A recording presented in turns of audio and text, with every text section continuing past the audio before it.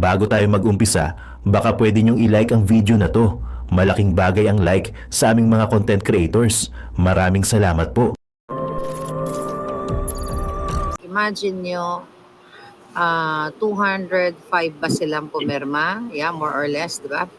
205 katao, ay kademonyo pala, 205 kademonyo, hindi katao. 205 kademonyo ang pumirma para i-impeach o in-impeach na nga si Inday Sara kapalit ng 150 million each. Unlock ka. Ayun o. Napakalaki. Naku, napakalaki naman yan. Laban kay Vice President Sara Duterte.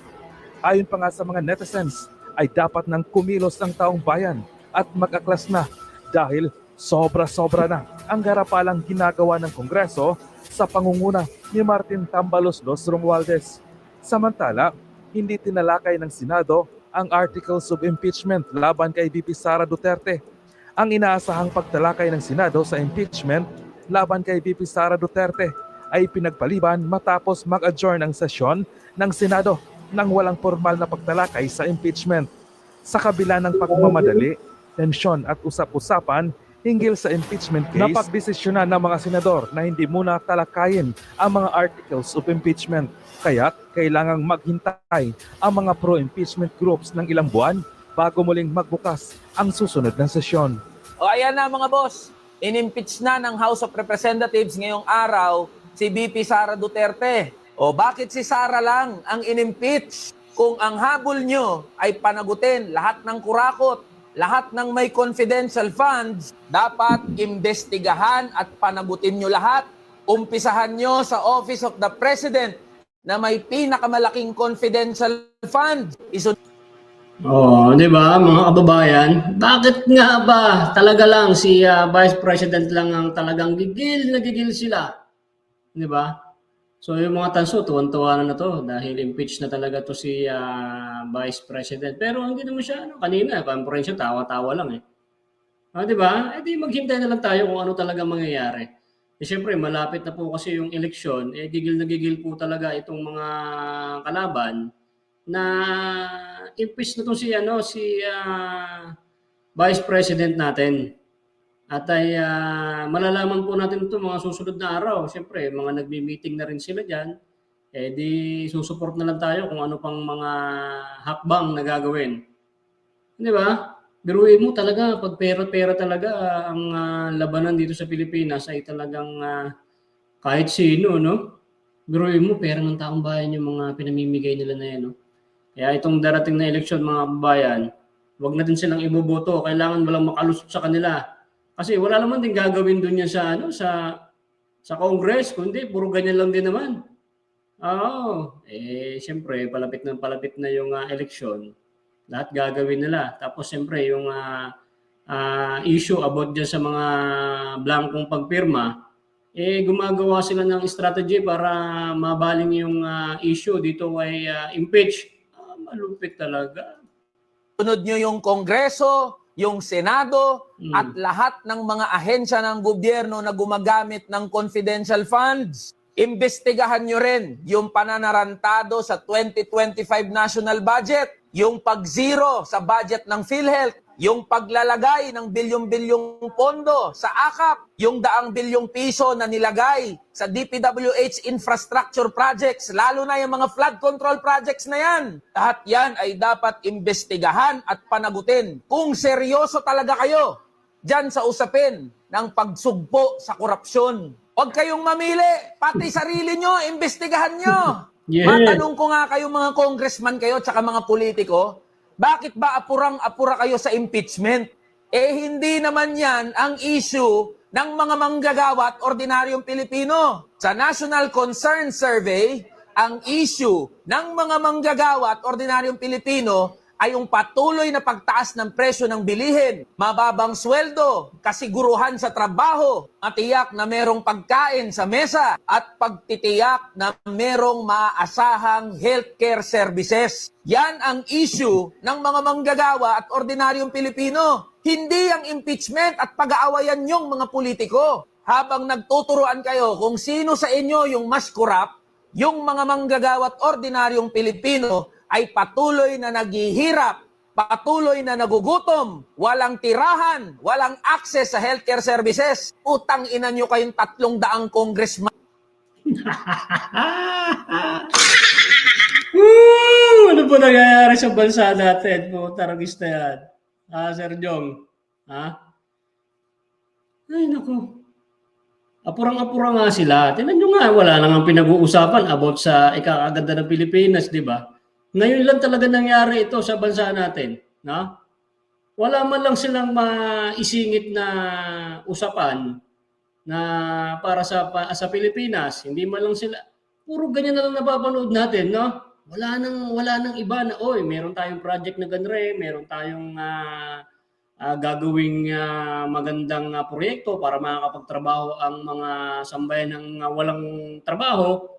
Wala, puro ganito na lang ang nauusapan dyan sa may Congress na yan. Kaya panahon na mga kababayan, tayong mga solid nito. Huwag natin iboboto tong mga mahilig mag-ayuda na to. Grabe, no? Puro si Sara Duterte na lang ang iniimbestigahan. Tulad yung mga iba, tingnan mo, napakalalaki ng mga pondo nila. Yung PhilHealth na yan, ang tagal-tagal na, di ba? Wala na sila nakaupo So soon, pagka ang mga team natin nakaupo na talaga, yari naman kayo ngayon. Kayo naman ang makukulong. Wala. So ito mga babayan, siyempre, ito nandito na wala na tayong magagawa yan, pirmado na yan. Siyempre may gagawin pa rin na move yan.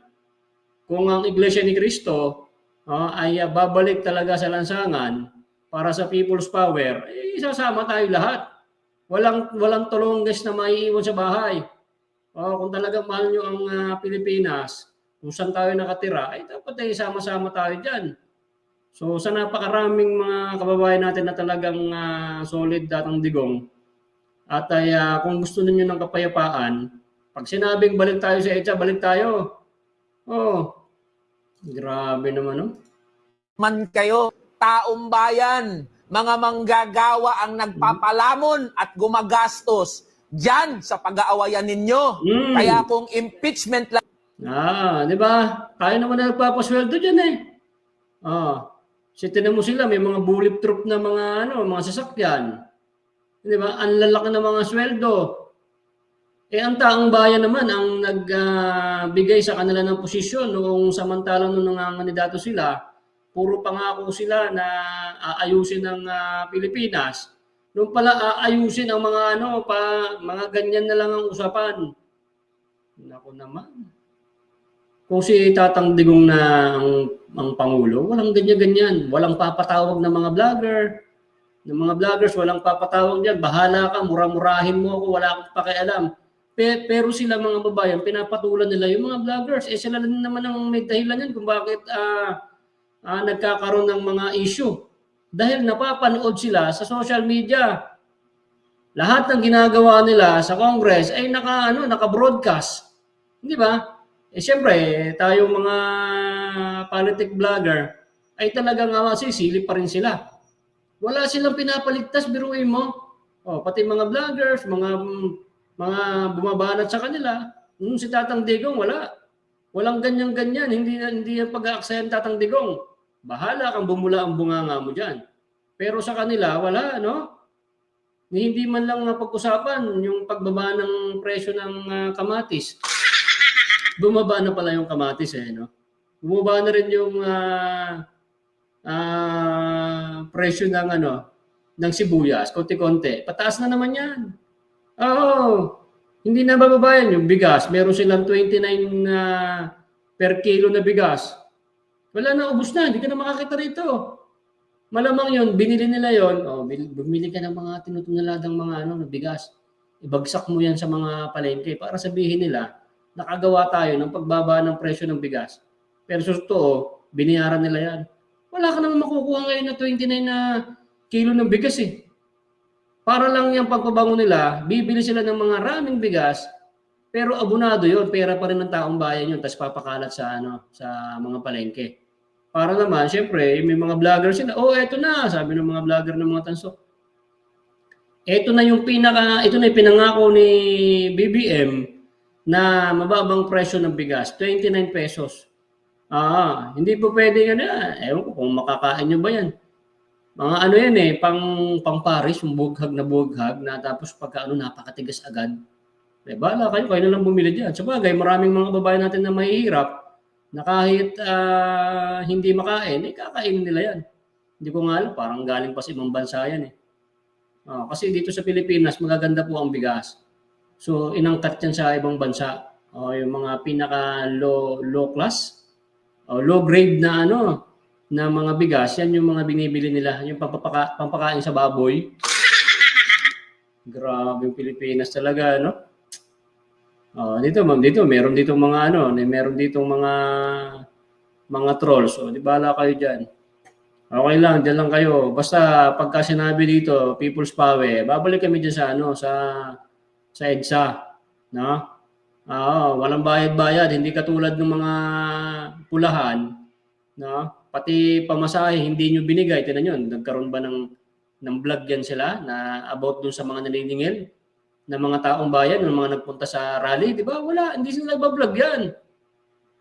Hindi nila iba-vlog yung mga pumutok na issue dyan dahil nga ay hindi sila nagbayad sa mga taong bayan na mga nagparami kuno. Mas marami pa yung portalet ng Iglesia ni Cristo sa mga nagpunta sa EDSA. Ngayon na talaga. Ngayon na, ito na yan. Maghintay lang tayo ng hudyat. Pag sinabing balik tayo sa EDSA, di balik tayo. People's power na talaga yan. People's power ang sagot dito, mga babayan. At taong bayan na magdedesisyon kung ano talaga ang kailangan gawin sa mga tulunggis na mga to. Lang din ang pag-uusapan. Puta, i-impeach natin lahat. Lahat kayo, pare-parehas na mga kurakot. Yung pananahimik at saka talaga ako ito doon sa impeachment ngayon lang ako nakakita sa kaysaysayan ng Kongreso na nagkaroon ng impeachment in one day at ipinasa nila on the last day of session. Yun ang makikita mo talaga politika kasi yung dating mga experiences natin sa impeachment magmula sa ombudsman, sa vice president, sa chief justice. Adult boost. Wait lang Price rollback boat. Hindi nila. It took a while. Very transparent, accountable yung process, kahit hindi mo nagugustuhan ang impeachment court na nangyayari, bukas sa taong bayan. Pero mo itong ginawa ng House, nagpass sila ng articles of impeachment na walang nakakakita. Bakit ko nasabi yan? Yung tatlong final, impeach the three articles of impeachment filed by and endorsed by members of Congress, in-archive nila. So ang pinasa nila ngayon is an articles of impeachment na walang nakakaalam kung anong complaint na nandun. Basta sinabi nila, invoking the Constitution at saka yung rules ng chamber dahil naka-attain na ng mahigit na 1/3. Impeach na si VP at bayaan mo na sa Senado. Yan ba'y responsableng behavior ng legislator? Wala man lang nagtanong, Your Honors, what are we charging her? Wala. Naghihintay ako kanina. Kaya ako medyo nahuli sa inyo kasi gusto kong marinig. Kasi alam mo, nagbibigay pa rin naman ako ng pasintabi doon sa mga legislators na kayang tumindig. Unfortunately, ako'y nalulungkot. Wala man lang isang nagtanong, Your Honors, what are the articles of impeachment? Ibig mong sabihin, nagpirmahan lang sila at kaninang umaga na natanggap na buo yung 215 Anong nangyari kaninang umaga when the speaker called for a caucus? Diba? Yun ang alarming. Kasi ini-impeach nyo, hindi bali kung minority vice president ang ating current vice president. Hindi po. Hindi rin po siya by plurality. Okay? By more than a majority. Nahalal siya. Ano po yun? Ang sinasabi pa ng mga legislator na legislators, wala kaming pakailam dyan sa mandate mo. Basta i-impeach ka namin. So ang taong bayan ho nagtatanong, ito ho ilan lang namang oras bago nagkaroon ng decision, no?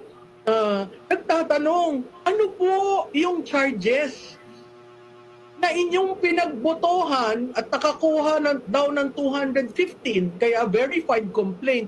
Ano po yun? Kasi hanggang ngayon, sa tingin ko ni isa sa inyo, hindi nyo alam. So babalik tayo sa eleksyon. 150 million, okay? Yan na, sumares. According to our puting ahas, 150 million ang dinayad sa mga tiwaling kongresista para pumirma sa articles of impeachment o para nga i-impeach si Inday Sara sa House of Representatives. Imagine nyo, 205 ba silang pumirma? Yeah, more or less, di ba? 205 katao, ay kademonyo pala, 205 kademonyo, hindi katao. 205 kademonyo ang pumirma para i-impeach o in-impeach na nga si Inday Sara kapalit ng 150 million each. Wow! Sabi ko nga, kung lalawak Grabe, no? Napakalaking pera. Grabe, no? Mga kababayan, wala na. Ubus na pera natin. Sa bagay, marami pa rin yan. 215, 215. Oh, tapos ganun kalaking pera. Grabe, no? Estimate nyo, magkano yun? Ilang billion yun, no? Grabe, nakakaasar talaga mga kababayan. Kaya, maghintay lang tayo. Nakakagigil na talaga to. Ito si Marlica, may puting ahas to. Maraming puting ahas to, biruin mo. Ganun niya nalaman kung ganong kalaking pera ang pinamimigay sa mga pumirma. Kaya pala isang araw lang tapos bigyan mo check yan. Ito na sa'yo, pirma mo na yan. Ito, milyon-milyon. Sa inyo na yan. Para para sold out na kaagad yung impeachment na yan.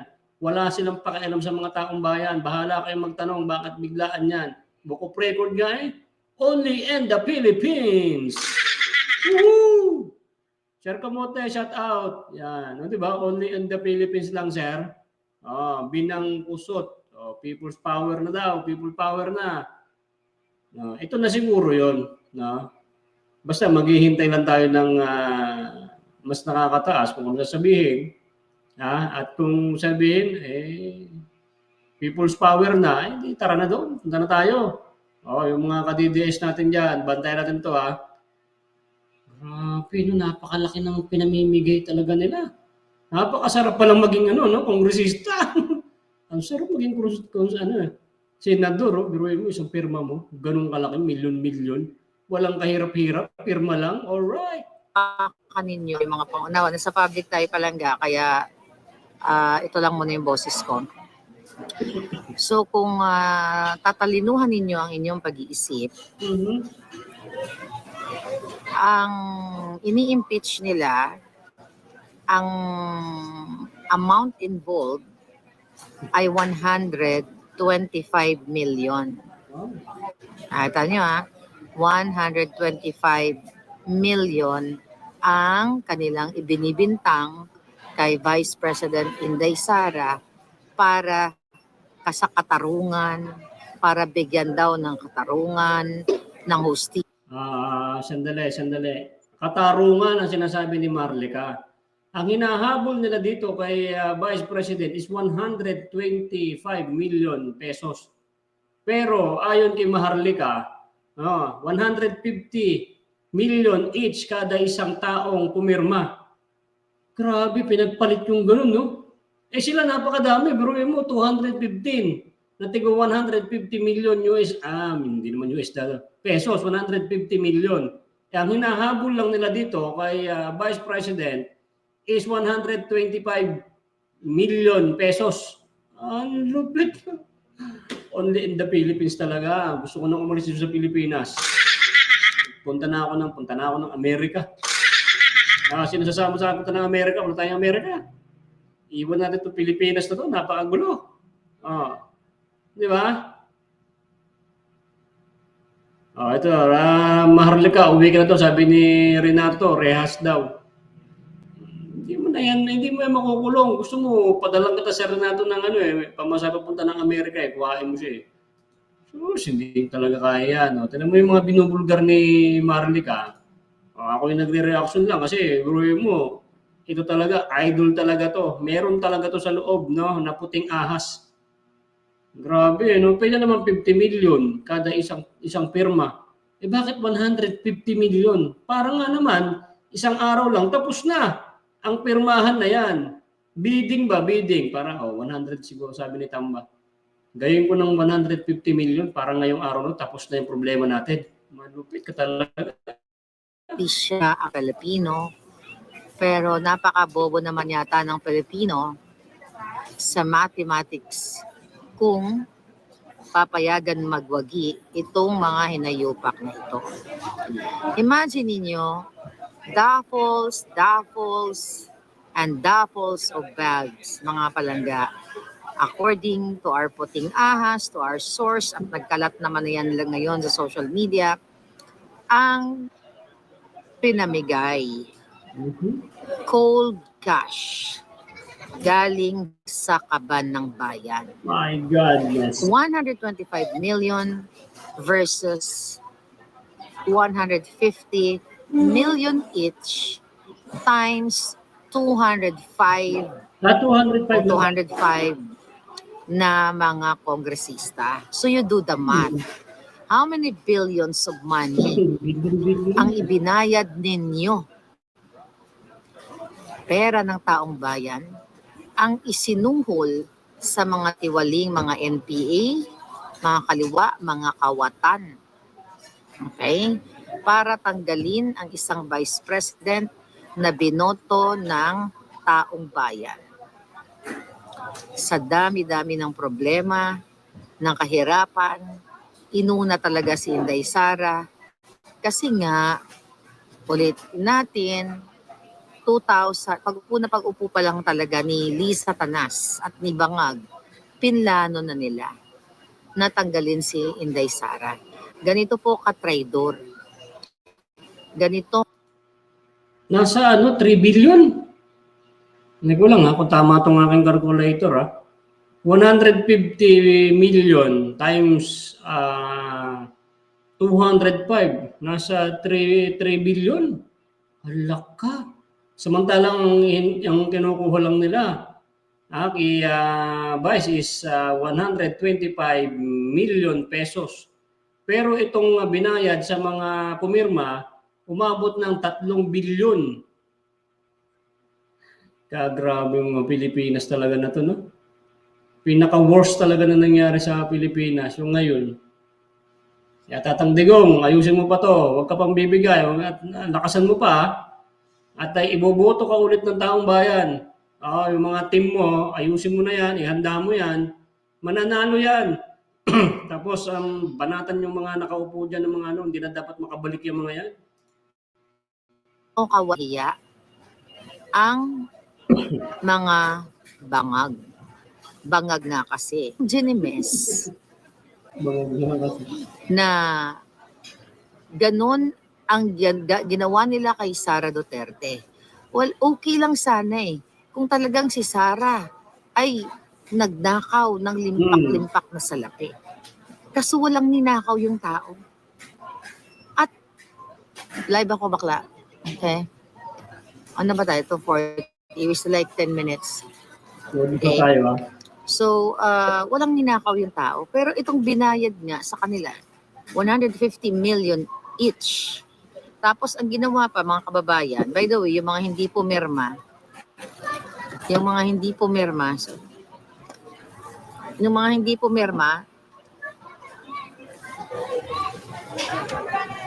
tinanggalan sila ng budget para sa kanilang mga distrito. Kayo dyan, ng mga palangga ko, mga active na active, isa-isahin natin hayop na yan. Yung mga pumirma at hindi pumirma. At hindi naman ibig sabihin na hindi pumirma ay kakampi na natin. Katulad ni Zaldico na, I don't know, si Sasha ata ang nag-post na nasa New York daw, nasa Amerika, nandito. So ngayon, isa-isahin natin na porket hindi pumirma ay kakampi na ng bayan. Grabe ang kawalang hiyaan ng mga jutang ginimis na ito. Sabi ko nga, kung si Sara sana yung kung ang ginagawa ni Sara ang katulad ng ginagawa ni Lisa Tanas ni Marcos, ang mangidnap ng mga bata, ang mag-smuggle, magnakaw, mag-party, mag-invite ng mga duran-duran at kung ano-ano pa, yan talagang ka-impeach. Pero titiyan yung ginagawa ni Vice President Sara. Habang abala si Inday sa kanyang trabaho, abala sa kanyang magandang ginagawa sa ating mga mamamayan sa kabila ng pagpunterya sa kanya ng mga bangag na ito. Ito namang mga hinayupak, mga traidor na 200 plus, ay abala sa pagkobra ng pera. So, do you think, well, I think dahil hindi pinirmahan o hindi na-receive ng Senate, kumbaga hindi pa formally, di ba? Ang articles of impeachment at sa June pa daw ito sisimula ng hearing. Pero sabi ko nga, mga palangga, alam ko yung iba sa inyo nalulungkot. Ako din naman nalulungkot eh. Okay, nalungkot din ako, pero konting kembot na lang to. Malay nyo. Diba? Kasi sa ginagawa nila, malay nyo, may biglang magpakdol sa ulo ni Bangag. Malay mo, may biglang, hindi nyo masabi ang panahon. Hindi nyo masabi ang pagkakataon. Kasi hindi nyo hawak lahat ng mga bangag. Yang si Charis na yan, buwaka ng inang yan, yung pamilya ni Bangag na mga Adictos Benedictos, lahat ng ninakaw nilang pera, ipapasukan natin sa kanila. Hanggang sa lumuwa na ang kanilang mga kalimutaw. Okay? Ipapaluwa natin sa mga jutang ginimis na yan ang ginagawa nilang pambababoy sa Pilipino. Dahil ang pambababoy nila kay Sara Duterte ay pambababoy sa lahat ng Pilipino. Dahil sa panahon ngayon, walang matinong proyekto si Bangag. Pinagkakaabalahan ang pagpopolitika, paggigipit, paghihigante na hindi naman dapat higantihan ang mga Duterte. Dahil wala namang kasalanan ang mga Duterte sa mga Marcos. Sa halip, may utang na loob pa nga ang mga Marcos nung ipinalibing ang tatay ni Bangag. May utang na loob ang mga Bangag sa mga Duterte nung nakipagtandem si Inday Sara. Walang ginawang masama ang mga Duterte sa mga demonyong ito. Kaya talagang hahagupitin sila. Hahagupitin sila ng karma. Ang gaba, dili gyud magsaba. So, abangan ninyo. Dahil pag ang tao ay gumalaw ng bonggang-bongga, baka mag-utod-utod na ang ila mga, you know what I mean? Baka magurgur na sila ng tuluyan sa kanilang ini-enjoy na perang ninakaw nila. Alright? So, yun ang nakikita natin. Ang saya-saya ng Pasko nila, sabi ni Vox. Oo nga. Pasko Christmas in February, di ba? Again, mga kababayan, tignan natin kung saan sila pupulutin. Pero, sabi nga nila, Okay? Sa mga ganitong klaseng unos, laging may kapalit, okay, na tagumpay. Malay nyo, makita natin ang bituing sobrang ningning. O mga estrelya sa langit na kumukuti-kutita. 'Di ba? Dahil papasan ba't mananaig. Mananaig ang boses ng bayan. Mananaig ang katotohanan. Malacanang tayo magwelga, sabi ni Abigail. Correct. Ang nakikita ko sa aking panaginip, naalala yung panaginip ko? Baka naalala mo yung panaginip ko? Na maraming tao. Tapos, na-remember that? Alam mo, yung parang 3-4 na panaginip yata na ikwento ko. Iba kayo? Hindi, yung maraming tao pero walang dugo. Walang kaguluhan, basta parang nagsisigawan lang yung mga tao. Parang celebration. Kita mo ang panaginip kasi nakakalimutan mo eh. Pero kung i-review ko yung yung aking vlog, malalaman ko uli yung panaginip ko. Yung una kong panaginip kasi yung ginorgor ko si Lisa Tanas at saka si Bangag, di ba?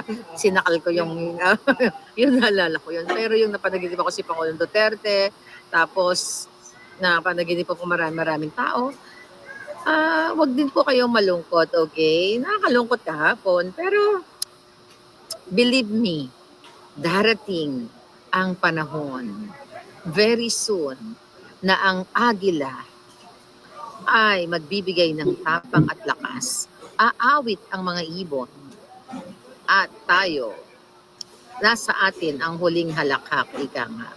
Lahat po ng nangyayaring ito kailangan mangyari. Naniniwala ka ba doon?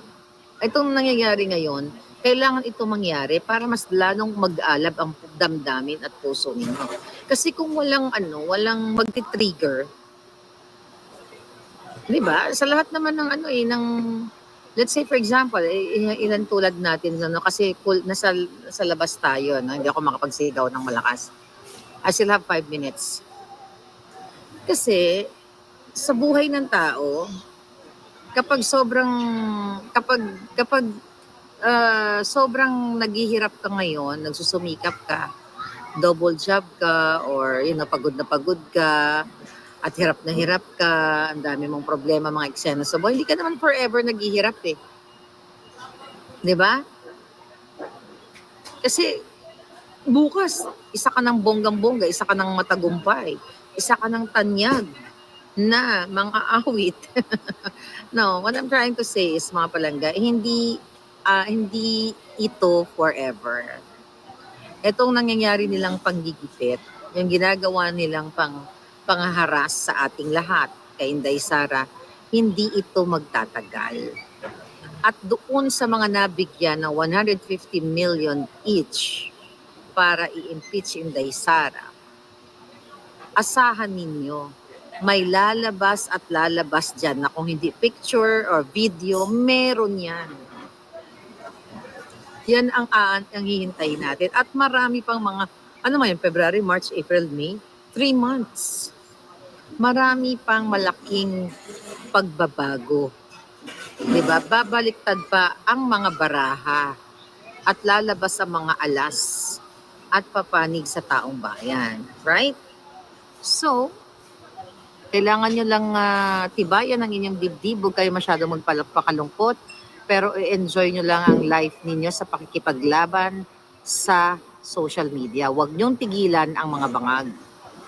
Post lang ng post, share lang ng share, comment lang ng comment, iparamdam nyo sa kanila na nasa atin ang majority boses ng katotohanan. Kasi ginigorgor tayo isa-isa, di ba? Physically, literally, ginugurgor tayo. Like yung 37 vloggers, di ba, na mga kakampi natin. Actually, meron kaming group chat. Lahat kami mga vloggers. So, ina-update namin yung isa't isa. So, yun. At nagkaroon ng unity talaga. Kung meron man mga may mga eklabush in the past. But with what's going on right now, yung lahat ng pang-aapi na ginawa sa atin, ginawa sa taong bayan, ginawa sa mga Duterte, ay nagkaroon ng unity, tunay na unity somehow. Alright, so yan, napanood na natin yung buong vlog ni Maharlika. So nakakalungkot. Pero sabi niya, wag daw tayo malungkot at relax lang tayo kasi baka bumaliktad pa yung baraha. Tama nga naman, no? Eh ang baraha medyo matagal-tagal pang babalasahin. So maghintay-hintay muna tayo sa susunod na mga kabanata sa pakikipaglaban natin tulad ng sabi niya. Basta tuloy-tuloy lang ang post. Tuloy-tuloy lang yung mga pakikipagbaka at ay pakikipaglaban. So, susupport natin to si Vice President hanggang sa huli. So, kung ano man ang mangyayari mga babayan, so kung kayo mga solid ng mga Duterte dyan, sana sasama kayo sa laban na to. Kasi siyempre, biruin mo, yung pera na hinahanap sa kanya is 125 million. Pero ang mga lagay dito sa mga pumirma is 150 million. So napakalaki, nasa 3 bilyong piso. So narinig nyo naman sa kanya, wait lang kayo mga babayan kasi ang puting ahas nito ni Maharlika ay maaring makakuha tayo ng isang titiwalag na nabinayaran talaga sila or siguro 205. Yung 5 na lang kamo ay bumaligtad. So magkakaroon ng ebidensya, yan sinasabi ni Maharlika. So chill-chill lang naman na sinasabi ni Maharlika. At huwag daw tayo mag-alala. At makakakuha rin tayo ng video or picture na nagbayad talaga sila sa mga pumirma na yan. Kaya huwag kayong mag-alala mga babayan. Basta ano ba, bago pa lang naman to. At kung sakaling may sabi na babalik na tayo sa EDSA, basta babalik kami dyan. So, ang mga kapatid sa Iglesia ni Cristo, wala pong balita kung merong pangalawa pang pagbabalik sa lansangan. So, babalitaan namin po kayo pagka meron na talagang nangyayari. So, sasama kami ulit dyan. So, sa mga kapatid sa Iglesia, nabiguman tayo sa rally natin, sa peace rally na walang impeachment kaso ay hindi natupad, no? Yung pagod natin doon na pakikipag-baka or nagtipon-tipon ay nabaliwala. So hindi, tinawanan lang tayo kasi na-impeach pa rin. So hindi sila nakinig sa pakiusap ng Iglesia ni Cristo. So sa pakiusap siguro ng taong bayan na, yung sasabihin people's power na, yun na siguro, baka doon na sila matauhan. So syempre, majority taong bayan pa rin ng Pilipinas ang susunod dyan. Pero syempre, papakita natin na talagang sama-sama tayo na hindi tayo mag-iiwanan. So relax lang muna tayo ngayon. Huwag muna tayong mag-panic, sabi nga ni Maring Maharlika. At marami pa, matagal pa itong laban na to. Okay, Guilty Ramirez, pag lumabas na ang mga DDS supporter, sana lahat ng INC sasama kayo. Please, sabi ni Jelly Ramirez.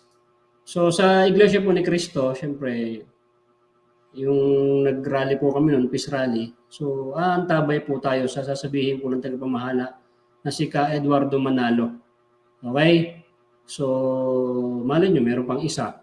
At kung talagang lalabas talaga sa lansangan, hindi natin alam, biglang sasama ang buong Iglesia ni Cristo na naman na mas marami. Yun na po talaga yung people's power na talaga magpapabagsak sa mga tao na to. So mga babayan, grabe na po nangyayari sa Pilipinas.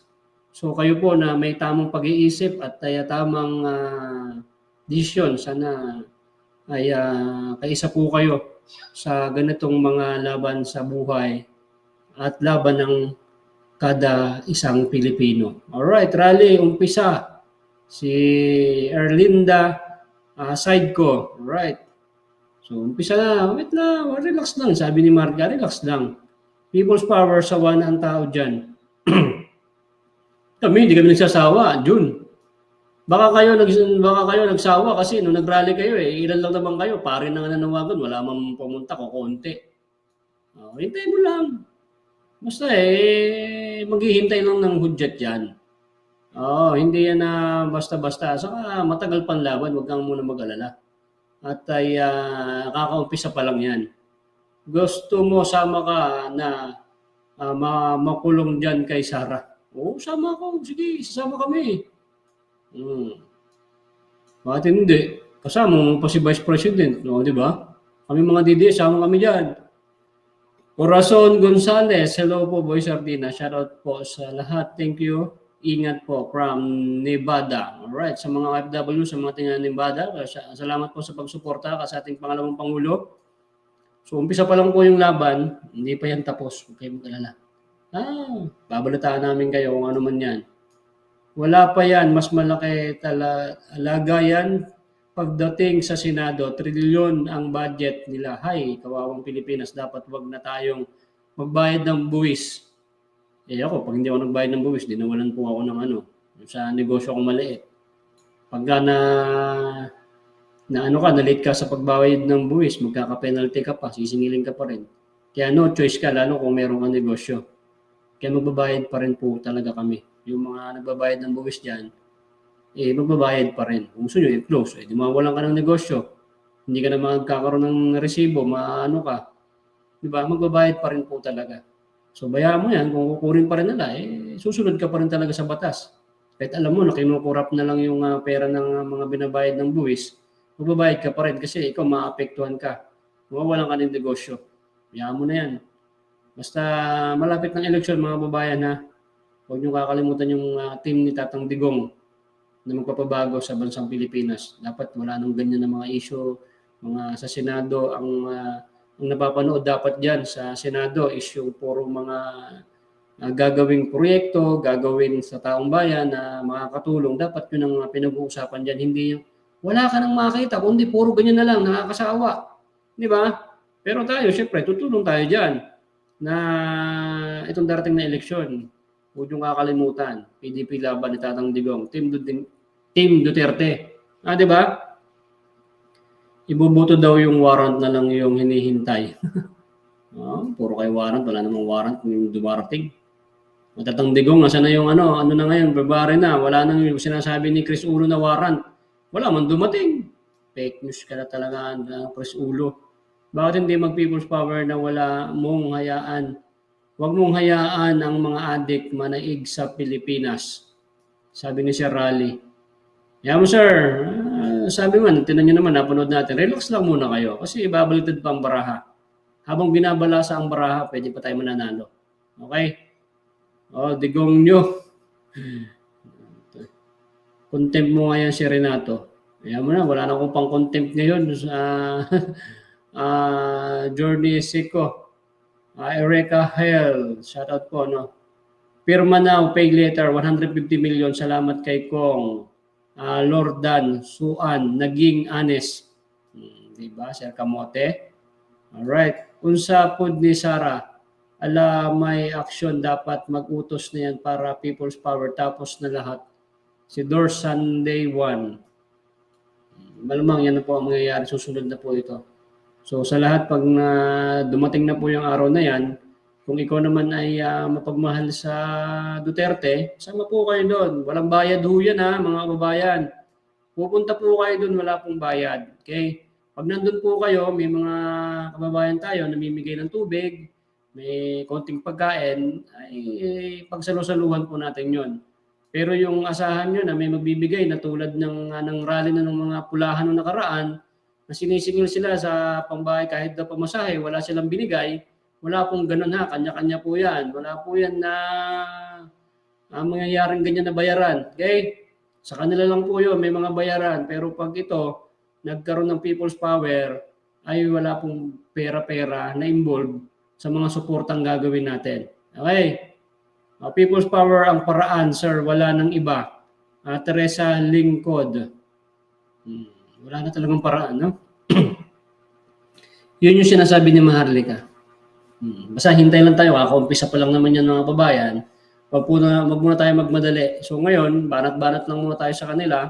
Kung ano man yung mga lumalabas pa ng mga balita, yun yung ating re-reaction at ibabalita po sa inyo. So mga babayan, ang ganito lang itong ating video. So nagustuhan mo itong video natin, paki-like naman, paki-supportan si Boy Sardinas. At hanggang sa ulitin, God bless po sa inyong lahat. Thank you and bye-bye. Nay, ito na yung bayad ko sa isa, O, kunin mo yung isa. Isa muna, iyan, Tapos, isa pa, di ba? 4 dapat na sardinas, yan. 3 na. Pang-4 na sardinas. Okay na.